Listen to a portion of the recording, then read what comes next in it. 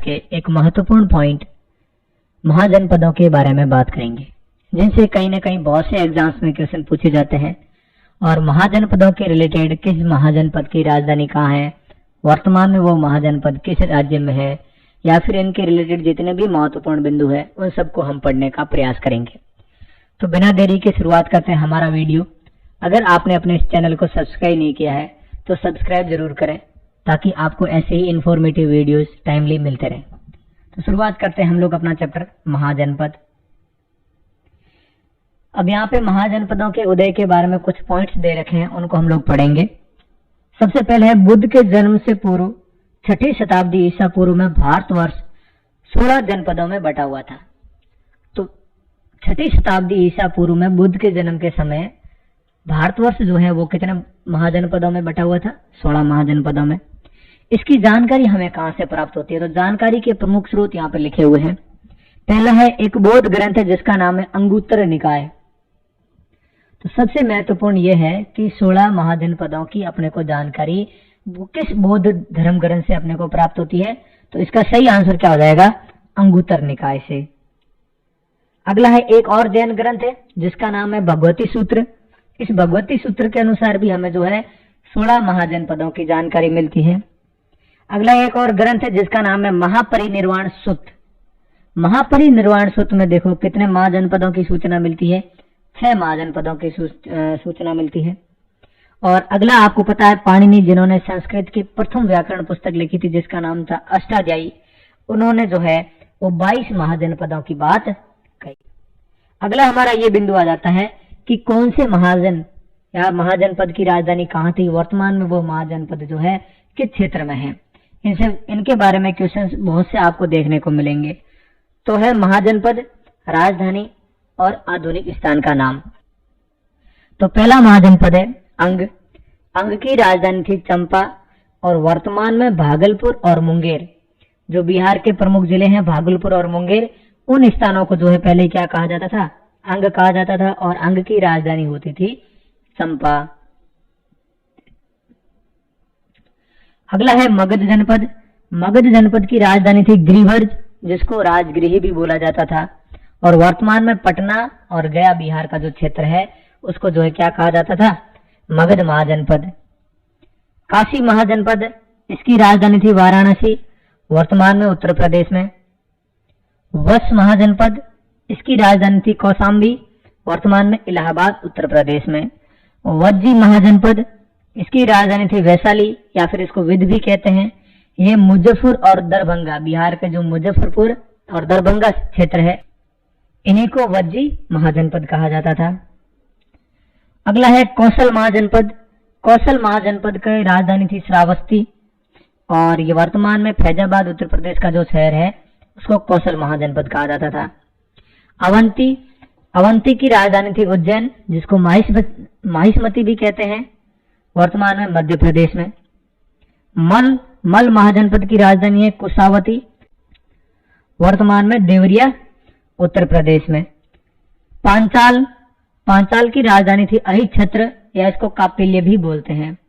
तो पांचाल की राजधानी थी अहिच्छत्र या फिर इसको क्या बोलते हैं? काम्पिल्य, और उत्तर प्रदेश के बरेली और बदायूं क्षेत्र में है। छेदी जो महाजनपद था उसकी राजधानी का नाम था शक्तिमती, और वर्तमान में जो उत्तर प्रदेश का बुंदेलखंड क्षेत्र है उसको ही छेदी महाजनपद कहा जाता था। आगे प्रमुख महाजनपद है कुरु महाजनपद, जिसकी राजधानी थी दिल्ली इंद्रप्रस्थ, जिसको वर्तमान में दिल्ली कहते हैं। और ये जो है दिल्ली और मेरठ का जो क्षेत्र है उसी को कुरुक्षेत्र कहा जाता था। अगला महाजनपद है मत्स्य महाजनपद, जिसकी राजधानी थी विराटनगर और वर्तमान में जयपुर राजस्थान में है। कंबोज महाजनपद, जिसकी राजधानी थी फाटक और वर्तमान में राजौरी उत्तर प्रदेश में। सूरसेन, जिसकी राजधानी थी मथुरा, कहां पर है? उत्तर प्रदेश में। और अस्मक, जिसकी राजधानी थी पोटली और गोदावरी नदी के क्षेत्र में है। और ये भी आप ध्यान रखेंगे, जो ये अस्मक महाजनपद है ये साउथ इंडिया का, दक्षिण भारत का एकमात्र महाजनपद था। गांधार की राजधानी थी तक्षशिला और वर्तमान में कहां पे है? पाकिस्तान में। तो महत्वपूर्ण बिंदु यहां से सुने कि सबसे शक्तिशाली और सबसे बड़ा महाजनपद था मगध महाजनपद, जिसकी राजधानी थी राजगृह। वर्तमान में ऐसी कौन सा महाजनपद है जो वर्तमान में भारत में नहीं है? तो ध्यान रखेंगे गांधार, जिसकी राजधानी तक्षशिला थी और वर्तमान में पाकिस्तान में है। अब हम लोग इन महाजनपदों के रिलेटेड जितने भी महत्वपूर्ण बिंदु या महत्वपूर्ण क्वेश्चन जहां से बनते हैं उन पॉइंट्स को हम लोग पढ़ेंगे। तो पहला पॉइंट है, अस्मक दक्षिण भारत का एकमात्र महाजनपद था। तो पहला बिंदु क्या है? अस्मक दक्षिणी भारत का एकमात्र महाजनपद था। तीर्थकार पार्श्वनाथ, जैन धर्म में हमने 24 तीर्थकार पढ़े हैं। हमने जो है इस टॉपिक को पढ़ा नहीं, तो अगला टॉपिक हमारा धर्म के रिलेटेड, जैन धर्म के रिलेटेड होगा, जिसमें हम लोग पढ़ लेंगे। लेकिन थोड़ा सा और आपको बता दूं तो जैन धर्म में 24 तीर्थकार थे। पहले ऋषभ देव है, 23वें याद करते हैं, 24वें जो है महावीर स्वामी है। और महावीर स्वामी से पहले कौन थे? महावीर स्वामी से पहले 23वें तीर्थकार थे पार्श्वनाथ। तो पार्श्वनाथ के पिता का नाम था अश्वसेन, वे काशी महाजनपद के राजा थे। तो ध्यान रखेंगे अश्वसेन कहाँ के राजा थे? काशी महाजनपद के। मगध सबसे शक्तिशाली महाजनपद था, जिसकी स्थापना बृहदर्थ ने की थी। ध्यान रखेंगे सबसे शक्तिशाली, सबसे पहले हाथियों का युद्ध में प्रयोग करने वाला भी कौन सा महाजनपद है? मगध। और ध्यान रखेंगे मगध जनपद की स्थापना की थी बृहदर्थ ने। जरासंध जो है वो मगध जनपद का राजा था। जो जरासंध था जिसका वध भीम ने किया था, आपने पढ़ा होगा, भीम ने जरासंध को मारा था। तो वो जरासंध जो है वो कहाँ का राजा था? मगध महाजनपद का राजा था।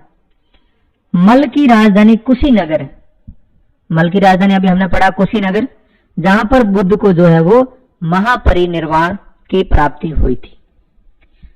बुद्ध की मृत्यु को जो है वो महापरिनिर्वाण कहा जाता है, आपको पता होगा। तो बुद्ध को महापरिनिर्वाण की प्राप्ति कहाँ हुई थी? कुशीनगर में, जो किसकी राजधानी थी? मल महाजनपद की राजधानी थी। द्रौपदी के पिता द्रुपद, द्रौपदी के पिता का नाम क्या था? द्रुपद, पांचाल महाजनपद के राजा थे। तो द्रुपद कहाँ के राजा थे? पांचाल महाजनपद के राजा थे।